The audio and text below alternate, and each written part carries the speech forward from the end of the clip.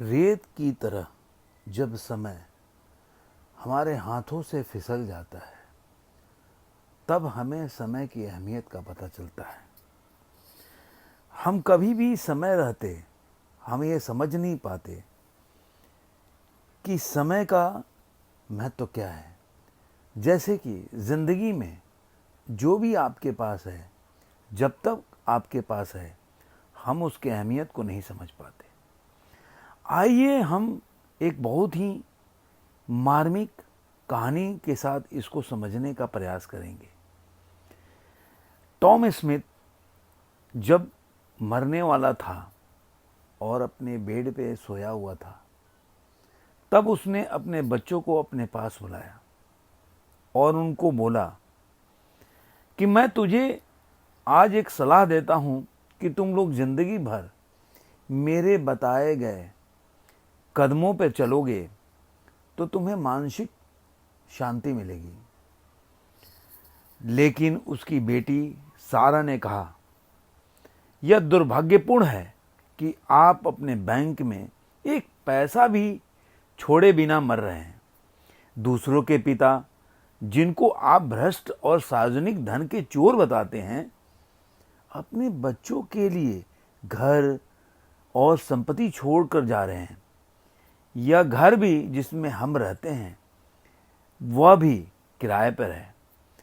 तो सॉरी पापा, मैं आपका अनुसरण तो नहीं करूंगी, क्योंकि इससे मुझे कोई फायदा नहीं होने वाला है, और जिस चीज़ से हमें कुछ मिल नहीं रहा है तो उसका अनुसरण करके क्या मिलेगा। पिता टॉम स्मिथ इस वक्तव्य के बाद कुछ पल में उसका देहांत हो गया। समय बीतने लगा और बेटी सारा नौकरी की तलाश में जगह जगह इंटरव्यू देने लगी। कई जगह उसे सफलता हासिल नहीं मिली। बहुत मेहनत करने के बाद एक बहुराष्ट्रीय कंपनी में उसको समय दिया गया इंटरव्यू के लिए। जब इंटरव्यू में पहुंची तो इंटरव्यू की कमेटी के चेयरमैन ने पूछा कि तुम्हारा पूरा नाम सारा स्मिथ है, ये बताओ कि तुम हो कौन। उसने बताया कि मैं टॉम स्मिथ की बेटी हूं, जो कि अब रह नहीं।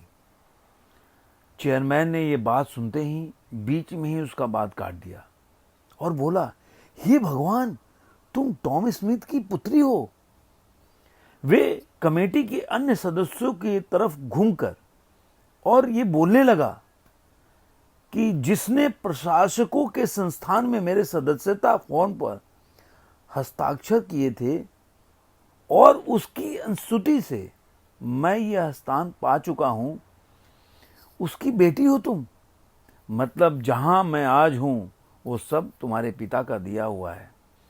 मैं जिंदगी भर प्रयास करता रहा उनको कहीं तो पालूं, कहीं तो मिल लूं, लेकिन वो मिले नहीं। बिना कोई रिलेशन का, बिना कोई संबंध का उन्होंने मेरे को ये जगह दिया। इसके लिए मैं हमेशा उनका शुक्रगुजार रहा, लेकिन ये बात उनको कहने के लिए मैं कभी मिल नहीं पाया। फिर वे सारा की तरफ मुड़े और बोले, अब मुझसे कोई तुमसे सवाल पूछने लायक शब्द नहीं है। अब मैं स्वयं इस पद पर चुना हुआ मान लो तुम, और कल से तुम्हारी नियुक्ति पत्र तैयार मिलेगा और कल ही से तुम ड्यूटी पे आना शुरू कर दो। सारा स्मिथ उस कंपनी में कॉरपोरेट मामलों की प्रबंधक बन गई। उसे ड्राइवर सहित 2 कारें, ऑफिस से जुड़ा हुआ डुप्लेक्स मकान, 1 लाख पाउंड प्रतिमाह का वेतन, अन्य भत्तों और खर्चों के साथ मिला। उस कंपनी में 2 साल कार्य करने के बाद एक दिन कंपनी का प्रबंध निदेशक अमेरिका से आया। उसकी इच्छा त्यागपत्र देने की थी, मतलब वो रेजिग्नेशन देना चाहता था, लेकिन उसके पहले वे चाहता था कि उसको एक ऐसा ईमानदार व्यक्ति मिले जिस पे पूरी तरह से भरोसा कर सके, और उसे सारा स्मिथ के रूप में वह व्यक्ति मिल गया। उसने सारा स्मिथ को इसके लिए नॉमिनेट किया और वो कंपनी की सलाहकार के पद पर नियुक्त हो गई। एक इंटरव्यू में सारा से जब उसकी सफलता का राज पूछा गया तो उसकी आंखों में आंसू भरकर गाल से नीचे गिरने लगे और उसने बताया, मेरे पिता मेरे लिए मार्ग खोला था। उन्होंने अपनी मृत्यु के समय मुझे ये बात बताने का प्रयास किया था कि जिंदगी में अनुशासन और सत्यनिष्ठा से बड़ा कोई चीज नहीं है, इससे बड़ा धन भी कोई नहीं है। अगर ये तुम्हारे पास नहीं है तो दुनिया के सबसे निर्धन व्यक्ति हो। और मुझे आज इस बात का एहसास हो रहा है। तब एंकर ने फिर पूछा, लेकिन तुम रो क्यों रही हो? बोली कि मैं रो इसलिए रही हूं कि इन सब बातों का पता मेरे को अब पता चला जब मेरे पिता नहीं रहे और अब मेरी यादों में है। उसने उत्तर दिया, मृत्यु के समय मैंने ईमानदार और प्रामाणिक होने के कारण अपने पिता का अपमान किया था। मैं माना कि उन्होंने जिंदगी में कुछ नहीं पाया। उनसे ज़्यादा भ्रष्ट लोग जो थे उन्होंने सब कुछ पाया, लेकिन वो कुछ नहीं पाए और ना हमें कुछ दे कर गए।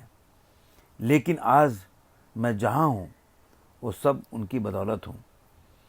आज मैं उनके पदचिन्हों पर चलना चाहती हूँ। आज मैं अपने पिता की पूजा करती हूँ। उनसे बड़ा कोई व्यक्ति मेरे जीवन में नहीं है। मैंने अपने पिता का बहुत बड़ा चित्र अपने कमरे में लगा के रखा हुआ है। इस कहानी से आपको भी सीख मिला और मुझे भी। ईमानदारी, अनुशासन, आत्मसंयम जैसे सद्गुण ही किसी भी व्यक्ति को शिखर तक ले जाता है। लेकिन एक और चीज मिला मेरी भी जिंदगी में। जब मेरे माता पिता इस पृथ्वी पे थे या मेरे जीवन में थे, मैं उनको वो प्यार नहीं दे सका, ना उनकी बातें सुन सका। और जब वो चले गए, पिछले साल की ही बात है, दोनों 6 महीने के अंतराल में इस धरती को छोड़ के चले गए, तब मुझे उनके ना होने का एहसास होता है। और मैं सोचता हूं कि आज मैं किसके पास अपनी समस्या को लेकर जा सकता हूं, जो बिना किसी आशा के वो हमें ख्याल रखते हैं और हमें पूछते रहते हैं। तब हमें उनकी कदर नहीं होती। जब वो चले जाते हैं तब हम उनके बारे में सोचते हैं। मैं कई बार ऐसा सोचता हूं कि मेरे पिता और मेरी माता को नहीं जाना चाहिए, लेकिन फिर मैं एक बार अपने आप से पूछता भी हूं कि शायद वो अगर धरती पे होते या उनकी जीवन रहती तो आज मैं जितना उनको मिस करता हूं, उनको याद करता हूं, शायद मैं नहीं करता।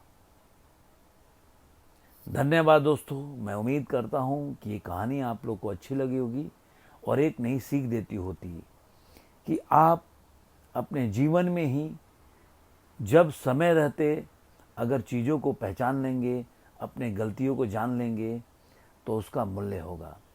अन्यथा बालू की रेत की तरह आपके हाथों से फिसल जाएगा और आपके हाथ में कुछ नहीं बचेगा। धन्यवाद।